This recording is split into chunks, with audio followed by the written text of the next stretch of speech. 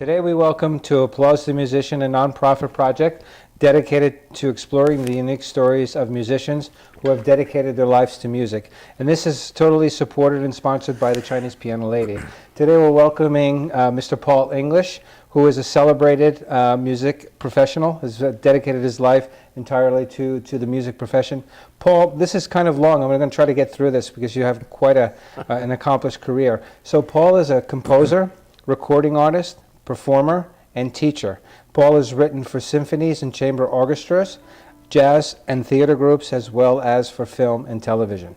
Paul has performed and recorded with Dizzy Gillespie, Arnett Cobb, Fathead Newman, and other well-known musicians. Paul's Paul's genre includes jazz, country, pop, blues, rhythm and blues, rock, new age, Latino, and other eclectic styles. Paul is also an accomplished educator, where he has served on the faculties of Sam Houston State University, Houston Community College, San Jacinto. San Jacinto. Yeah. I couldn't get the text of that yeah, little Spanish there. Texas. San Jacinto and Texas Tech. There, Paul has lectured extensively on jazz theory and techniques for improvisation, and Paul is also lectured frequently on jazz theory and techniques for improvisation. He's a guest speaker at other universities and music seminars. He's an alumni of Shepherd School of Music, where he studied under Dr. Paul Cooper and graduated with a BA, then pursued his master's in music. Is that about correct? That's about correct. That was a mouthful. You did good, man. Well, Paul, let's begin. I have a question. You've dedicated your entire life to music, and it's a very, very hard career. There's ups and downs and things of that nature. Can you kind of tell us what's worked and what's not worked as a professional in the music industry? I don't know if it's accurate to say I've dedicated my life to music. It might be more accurate to say I've been sacrificed to a life of music. But you know, it's the ancient wisdom is if you can do anything else, do it.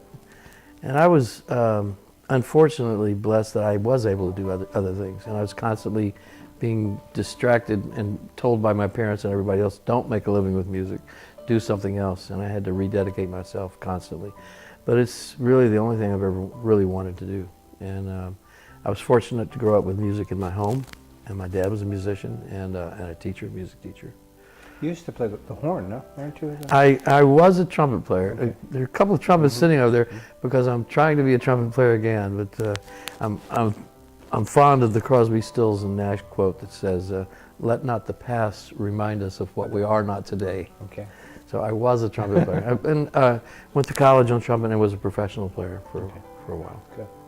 So what if you look at it today and you look back and you were to talk to, let's say, some of your younger students, and you said that they wanted to dedicate themselves to a music profession or a music career, what would you tell them? You may not like this, but I would tell them the exact same thing my dad told me. Don't do it. Find another way to make a living. And actually the wisdom of that is to take the pressure off of you as a musician. Find another way to make a living so that you can have what you love to do as kind of sacred and apart from the pressure of trying to make a living. Admittedly, when you make a living with your art, you're compromised, and sometimes you're obligated to do things that you wouldn't normally do just in order to make a living. And some people get hardened by that. Some musicians, they get disillusioned by that because they're constantly working music that they don't want to do. And the other side, the more practical side, is it's a hard way to make a living. It's a hard way to make a living. So I don't advise my students to make a profession out of it. I do advise them to continue, if they're talented, to continue the hard work and become a professional, so that you can be a professional and augment your income with being a musician, but find something else to do as a main profession. Those that don't heed my advice, I smile, applaud them, and they're just like me. I say, well, if you're willing to do this, let's do it. You know. So you've been successful where you've kind of leveraged the other parts of the art, and that's scripting and composing and teaching and so forth. So that's also another avenue or another way to leverage the career as well. No. Yeah, I have to say my resume is pretty diversified. It is. And that's a clear evidence of somebody who's trying to make a living, you know? But that is good advice, I think, in the music industry or in any part of the arts, is be able to do a lot of things. Be able to play, be able to write, be able to conduct, work in a recording studio, be a producer, be an advisor, even be an attorney, you know, arts attorney. Anything that you can learn about the business and the industry makes you more valuable as a Are they teaching that in the universities when you pursue a music profession? You know, more and more they are. When I was first growing up, even jazz education was in its infancy, in its formal infancy.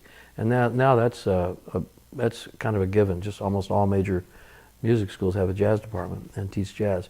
Music business is a common course to be taken in most music schools. They're teaching more and more about the business, about how to be, well, the generations that we have now are they're more focused on making a living than we were in the 60s. The 50s and 60s, we just wanted to save the world. We didn't want to make a living, you know, we wanted to paint pictures and play music, and who cares about making money. But these generations, later generations, are more focused on that, and I think the schools have responded. You think it's harder today to break into the music industry? You get your first, like, you get your foot in the door, as you mentioned, like with studios and producers and meeting the right people? Actually, no. I think it's not as hard, but there's an asterisk to that. The music business, gee, I don't know how I can answer that concisely, but if you wanted to make your own record and promote yourself, in the 60s and 70s and 80s, that was almost impossible. Right. It was expensive. We're doing vinyl. Studios were expensive time. In order to get a record done, you had to have a minimum quantity of 500 or something. Right. You got to spend thousands of dollars just to get it out. Now, to how do you market that? How do you reach a market? There was no way. And today, you can home produce a CD for nothing. For nothing. Really, for literally with your laptop and what the software that you have, and they don't even use CDs anymore. It's all you know, MP3s and 4As or you know, digital formats. Yeah.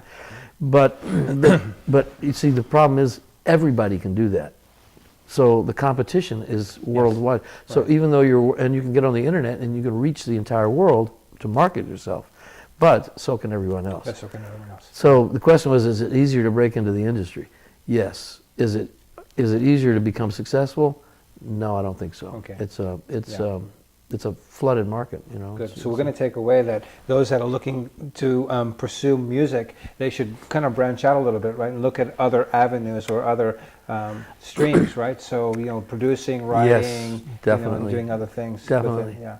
Life is a balance. You know, they say do what you love and you'll never work a day in your life. I've heard that before. Well, if you take a closer look at that statement, you say do what you love and you'll never work a day in your life. What they're telling you, you're going to be unemployed. You know, so that might be a way. There's two ways to look at that statement, and I think both things are true. If you really love writing music, go for it. Yeah. But if you're a music writer, learn to be a producer. Learn to put groups together so you can get your music performed, so you can get your music recorded. Learn something about marketing so you can market your music. I mean, all these things are going to help you become a more successful writer, composer, or songwriter. You know? Absolutely. So yeah, I think. Let me ask you also. Let's talk a little bit about the city of Houston. So you grew up here, and you know, cities influence music and influence musicians. How did it influence you, and where do you? And the second part of that is, where do you think Houston is going as a city? We talked about how diverse the city is, and it's really pretty dynamic. So where's it going? What do you think when you look at it in a crystal ball 5 years from now, musically? Where's Houston going to be on the map? I think Houston is a silent juggernaut, and it's hard to live here and realize that we're the center of the energy world of the whole globe. This is, you know, Houston's very important to the rest of the world. Yes, well, when you live here, I don't feel important, you know. It's just, but you know, here we are. The music scene in Houston is also kind of splintered. It's almost like there's no one at the helm. We have a really strong fine arts scene, the opera, the ballet, the symphony, the theaters. There's just a lot going on. A lot of our directors come from New York, right? Yeah, a lot of them, yeah. But And most of them are happy to be here. No offense, guys, but the club scene is not very good. The club scene that spawned, you go to Chicago, you go to a jazz club, and you hear some of the best jazz players. And of course, in New York, and LA, you go to these cities, and there's jazz clubs to hear the best jazz musicians in the world. There's not in Houston. There's not a strong jazz scene here. There's not a strong pop scene. Musicians that are making a living. I made a living. Have they moved out, Paul? Have they just not discovered it? In the late 70s and early 80s, Houston had 12 or 14 full-time jazz clubs. Economically, it was boom time. People were moving here from all over the world, all over the country, certainly, mostly from the north. And we had a lot of jazz clubs. It was really a vibrant scene. When oil hit the skids for the first time, all the expense accounts went away and the clubs died. And it's never really recovered. Never recovered. There's not a strong die-hard jazz fan in Houston, like there is in Chicago, right. New York, LA. Kansas City, no? Kansas City, right. Yeah. New Orleans. Right. So you asked me, where's it going? Man, who knows? But I'll say different from those cities, and it almost bothers me to say this, but I don't think it's going to be artistically driven. It's going to be economic. Economic. Yeah.